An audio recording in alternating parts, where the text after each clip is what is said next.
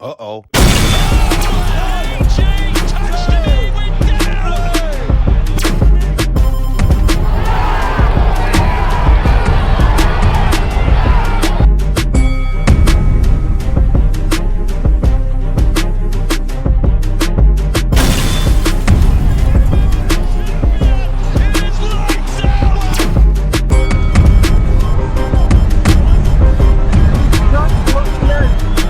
In her last two fights.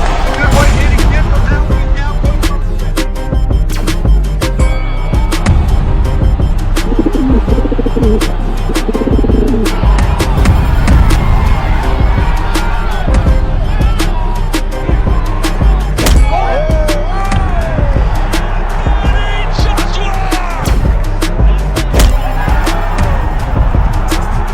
Welcome to the motherfucking relay. We're covering today's top boxing news. Okay, we'll start with this. The latest from Eddie Hearn as it pertains to Shakur Stevenson. Eddie expects Shakur to return versus William Zepeda. We talked about this. Eddie said, obviously we want to look for opportunities for Joe Cordina, who Shakur was supposed to fight, and we still like to make that fight, but at the same time, the WBC, of course, have ordered that fight with Zepeda. Zepeda fights in November, so it's quite likely that he being Shakur, heads straight into that fight. I wondered about that. The likelihood that Shakur, coming off this injury that required immediate surgery, would go straight into a fight with William that stylistically, I don't think favors him. Oftentimes, the way I approach a subject here on the channel may seem complex to lesser minds. That two things can be true at the same time, and sometimes three. William has the right style for the job. He's got the right style for a guy like Shakur, but Oscar is protecting him. He doesn't have to, but that's what he's doing. When you put him in the ring with Tevin instead of Shakur, What are we supposed to say? two things can be true at the same time. And I don't think William is scared of Shakur. I think Oscar is scared of Shakur. Scared that one of the few unbeaten guys he has in his stable, one of the promising ones, might lose. Lose to a matchroom guy, like Zerto Ramirez lost to a matchroom guy. Do you remember that? Do you remember the B-Ball fight? He was unbeaten going in, but man, he took a beating going out. That's what Oscar is afraid of, I think. That's why I think he's protecting William. These circumstances, though, Shakur having a hand injury, needing immediate surgery for it, then going straight into a fight with him, all of that favors William on top of what I already told you. It does. When I made that proposition that William may not be as subtle or as nuanced, he may not be the finesse fighter that Shakur Stevenson is, but he's got the right style to give him a lot of problems, I got some pushback on that. Got a lot of people, they don't believe a guy is raw, rough, and rugged, as William could beat Shakur. That he's too simple. He's a formidable fighter, but he's too simple. They don't believe me. Because they don't pay attention. So if you're one of these guys that started watching boxing in Floyd Mayweather's heyday, in Floyd Mayweather's era, Floyd Mayweather and the way that he fought is your point of reference. You don't know the world of boxing before that, before Floyd. You think that fighting the way that Floyd fought answers all the questions. He's got the keys to all the doors, and that style, it can't be beaten. That any fighter that's got a decent jab with some speed, some snap on it, fighting out of a shell guard. Like Floyd fought out of a shell. Oh, well, that's it. Nobody beats this guy. I beg to differ. Floyd Mayweather may have been the very best of his era, but he's not the best of all time. He was the best of his crop. You think that a guy like him with a style like his can't be gotten to because nobody got to him? Well, that was in his time. That time is over. This landscape is different. You look at a young fighter like Shakur, you immediately start drawing parallels, and you start to think of him in the light, in the same scope as a Floyd Mayweather. You can't beat him. He's too defensively responsible. Like Floyd was. You know the guys that gave Floyd the most issues, the most trouble, were the guys that put pressure on him. Guys like Chino Maidana, guys like Miguel Cotto. They put a lot of pressure on Floyd, and they made him wilt. While they didn't beat him, Castillo, too. Don't forget about Castillo. if you were actually paying attention, the way that those fighters chose to fight Floyd, a finesse fighter at the time, putting pressure on him and throwing punches and bunches and being aggressive and giving him problems. Well, that's what I'm talking about. Now, Shakur is no Floyd Mayweather. Stop comparing every young fighter with a decent jab that fights out of a Philly shell to Floyd. Floyd is Floyd, and they are them. When I look at William and the amount of punches this guy throws in a round, and then I look over at Shakur and the amount of punches that he doesn't throw within a round, the stopping power that Shakur doesn't have, but the hand issues that he does. Because we've been hearing about his hand issues for at least the last 2 fights. Put it all together in a pot, and I start to wonder if Shakur Stevenson can keep this guy honest. Can he keep William off of him? Because if he can't, he's in trouble. That doesn't make Shakur a bad boxer. I don't think Shakur is a bad boxer. I still think he has the right style for Gervonta, like William has the right style for him. Styles make fights. With a finesse guy like Shakur, you have to be persistent. You have to be aggressive. You have to take chances, throw punches and bunches, and keep the pressure on him. So that even if you don't pin him down and unload, you force him to get on his bike and stay on his bike to where he's not doing nothing. And you can win the rounds on activity. Remember, if Shakur fights William, Shakur's not with Top Rank anymore. It's not a Top Rank show. It's a Riyadh season show. It's neutral terrain for both fighters. You're telling me that a guy who already don't throw that many punches, punches that hard, is coming off a hand injury to fight this guy? The ball really is in Williams' court, though, isn't it? It's in Williams' court. It's in Golden Boy Promotions' court. Because if they want the fight with Shakur, they have the precedent to get it via the WBC. The question is, do they want it? Do they really want it? Williams stands more than just a fighting chance against Shakur. Especially now, under these circumstances, he stands more than just a chance. So will he take it? Will Golden Boy Promotions, will Oscar take the chance and back their guy to win? We'll find out next year. In men's welterweight news, Bozy Ennis, the father of Jaron Ennis, was asked if Jaron Ennis would fight Brian Norman Jr. in Atlanta. We'll fight anywhere. Doesn't make no difference where. The only thing I don't like is going over to Germany or a country like that. Could Boots move up? We're only talking about that right now. We're straightening a few situations out. That's what he told Ellie Seckbeck. It's an ongoing situation. He hasn't made a decision yet. He hasn't vacated the title, but it doesn't sound like they've committed to fighting Karen Chukadzian in Germany yet. Stuck between a rock and a hard place. In Germany, they might actually reward Karen for the fight that he fought with Boots over a year ago. He's the house fighter. If he takes that same minimalist approach to a boxing match in Germany as the house fighter, he may get the consideration he didn't get on Showtime. Boots couldn't knock him out. Couldn't pin him down. Couldn't get him out of there. Karen was too light on his feet, too swifty. The byproduct of Brian Norman Jr. betting on himself. I guess that's what Montes Stanionis is doing too. And Mario Barrios. We haven't heard anything new this week about that Barrios versus Pacquiao fight they were talking about doing later on this year.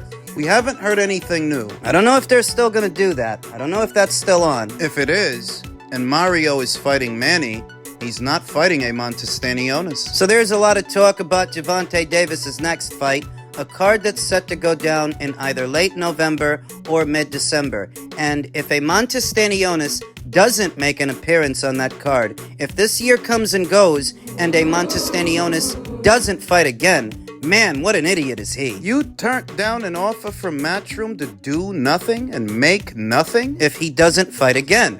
If he doesn't fight again this year. That if Mario is otherwise preoccupied with Manny, well, you can't unify with him, and you didn't want to unify with Boots, and if you don't even have a keep busy fight. We know what Brian is doing. Brian Norman, newly crowned WBO champion, he's going to box on Keyshawn Davis's undercard. Is Montes Stanionis going to be boxing on anybody's undercard? It's the funniest thing. These boxers and some boxing fans would have you believe that Eddie dropped the ball because he didn't cave to their demands. Oddly enough, they're not demanding anything of each other, though, are they? Is Montes Stanionis going to give Brian the $2.2 million he thinks he deserves? Or is Brian going to give that to Montes Stanionis? They ain't going to give each other shit. They ain't going to do shit. Now, if Stanionis is lucky, that fight with Manny and Mario would have fallen through, and maybe the PBC will put together a unification match between them. That's if he's lucky. And I don't know if he's that lucky, though if by some chance he is, and he gets Mario in the ring, well, do you think he's gonna make 1.7 or 2.2 fighting Mario Barrios over there at the PBC on an undercard? You think they would shell out that kind of dough for an undercard fight because they're not stupid enough to make that a main event, are they? Think about it. If you have to spend 1.7 or 2.2 on one fighter, The other fighter's gonna want a number like that too. That's why it's highly unlikely that they would make that kind of money on their own side of things on somebody's undercard. that what they expect from Eddie Hearn, they don't expect from anyone else. They don't expect that from each other. They don't expect that from Top Rank and Brian Norman. They don't. If by some chance Boots decides to vacate, drops his belt, moves up to 154, all hope of unifying this division goes with him, and all hope of anybody offering these guys that kind of dough, that also goes with him. The belt would then go to Karen Chukadzian. Do you think Karen is going to give you guys either 1.7 or 2.2 million? You'd be left with a division that stands divided between 4 champions that ain't worth no dough, don't generate no cash. Nothing. So when I saw so many people lambasting Eddie Hearn and lambasting Jaron Ennis, what that communicated to me is you're more concerned with sticking at the Boots than the health of the division, the health of the sport. You just want to spite this guy. Cut off your nose to spite your face. Didn't I tell you? That's the kind of boxing fans you have in America. I am not a Jaron Ennis fan. I am a fan of unification matches. I'm a fan of consolidating the belts until one guy has all of them. The filtering process, that's what I'm a fan of. From what I can see, only one guy was interested in unifying this division. It's what it looks like if he were to move up. The only other money man at this weight, money men, I should say, one would be Conor Benn upon his return next year, and the other would be Ryan Garcia. He's worth some money, but Ryan doesn't care about these guys. He doesn't care about their belts. Don't you see who he's calling out? Not them. So that leaves Conroy, young Conor Benn. If Conor were to get his hands on a belt somehow, he'd try to unify it, but we're back at square one. You're gonna ask Conor for the moon and the stars. You're gonna ask Conor for the same, if not more money, you were expecting for Boots. Because with Conor, you might have to travel. You might have to go to the UK. Even if you like your chances a bit better against young Conroy than Boots, you might have to travel for young Conroy. And they're gonna ask for more money. What a shit show. Welterweight is going to turn out like middleweight. It's going to be abysmal for a while because you have a lot of guys there that want a lot of money they ain't worth. They ain't good for. We'll see what Boots decides to do. Does he stick around or does he drop his belt and exit stage left? Over to the heavyweight division where Anthony Joshua surmised his knockout win of Francis Ngannou. The guy was a juggernaut. He was massive, and I thought to myself, if I only depend on strength, it would have been a lot tougher, but due to the fact that I've gone through a process where I've tried to improve my IQ, I was able to dispatch of a Goliath in quick fashion. I'm not saying he was an elite boxer, but I took it on the premise of what he did versus Tyson Fury, who was the WBC champion. He gave Fury one of his toughest nights in the ring. I was able to dispatch him in 2 rounds, when the WBC heavyweight world champion Tyson Fury struggled to take him to 10. In hindsight, you have a lot of people don't want to give Anthony credit for that victory where, ahead of the fight, I saw a lot of people picking Francis to win. Because if he made the great Tyson Fury struggle, then beating AJ should be easy. Saw a lot of that ahead of the fight. I even saw people picking Otto Wallin to beat Anthony Joshua. Same rationale, because if he made the great Tyson Fury struggle, then beating AJ should be easy. They never want to give this kid his flowers. Maybe they think he's got a chump life or something. He's too successful. He's got it too good. They don't like that. But what's not to like? He's good for the sport. He ushered in the British Renaissance in boxing, changed the game. If nothing else, you have to give him credit for his resilience. resilience under pressure. That's what Shakur Stevenson did. Anthony Joshua was asked, who's the best boxer from America right now? To which Anthony responded, Shakur S. Stevenson. Shakur caught wind of this and said, I appreciate that, champ. One of the most resilient boxers in the world. I'm rocking with you on the 21st. It's one way you can describe Anthony Joshua because he's not perfect. No boxer is. Everybody's got flaws. In the sport, there are going to be ups and there are going to be downs. Anthony's experienced that more than once. But he's resilient. 3 losses later, it only took 1 loss to ruin Deontay Wilder. What was Anthony Joshua's arch nemesis, his rival, all but a memory now. It only took 1 loss for him to unravel, and he was never the same after that. Couldn't rebuild. Foundation was too weak. Where Anthony Joshua has had to pick up the pieces, try to, more than once, and I think he's done that successfully ahead of this Daniel Dubois fight and the opportunity to become a 3-time heavyweight champion. I have no doubts that his detractors, instead of focusing on the solid opponent that he's about to face, if he wins, what they're going to focus on is the belt and how, well, Daniel should have never had it because he lost to Usyk. He was just a paper champion. To get out of giving this guy his flowers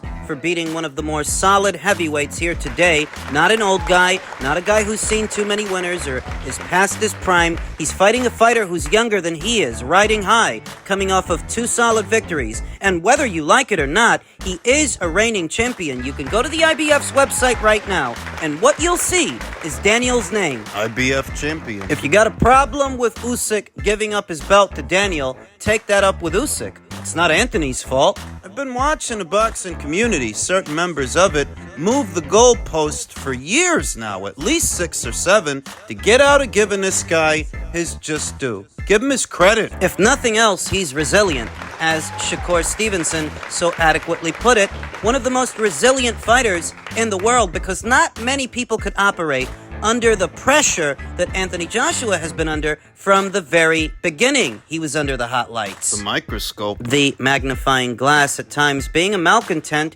is boxing culture. Sometimes a fighter, he can't do nothing right for some people. There's no win in that battle. I suppose that the silver lining for Anthony is that there are more people who support him and come out to see him fight. There are more of those people than the detractors, because if there weren't, he wouldn't be the 2nd highest earning boxer in the world. There's detractors. There are always detractors. People that are angry. Maybe they're a fan of some other boxer, and that's what rubs them the wrong way. That Anthony did a way better job on Otto Wallin than Tyson Fury did. Didn't get his face all sliced up. Didn't go to distance with an MMA fighter, embarrassing the entire sport of boxing like Fury did. So when he upstages that guy, they don't respect him for it. That makes them hate him even more. The would-be analysts that wrote him off several times, the would-be experts. Do you think they're at all happy to see Anthony prove them wrong in front of their subscribers, their audience, where they will then have to explain themselves? Do you think that makes them happy? That you have to explain to your audience why you told them Ngannou would beat him or Wallin would beat him. Because you know so much about Boxing, dumbass. just is what it is, I guess. You can't do anything right for some people, no matter what you do. When you prove them wrong, that just makes them even more upset.